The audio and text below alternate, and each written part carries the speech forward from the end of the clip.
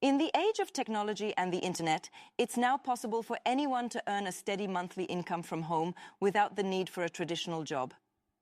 Whether you're a student, an employee, or even unemployed, you can leverage your skills and time to earn $1,000 a month.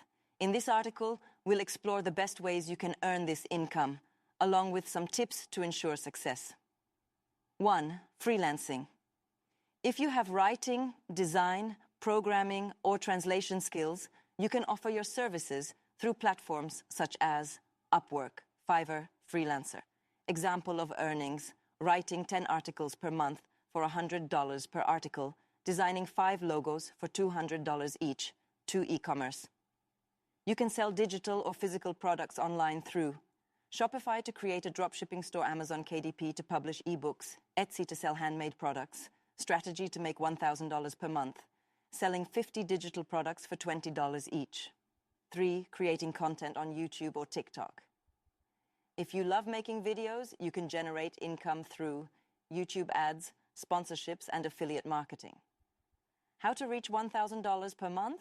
Achieving 100,000 views per month can bring you $200, $500.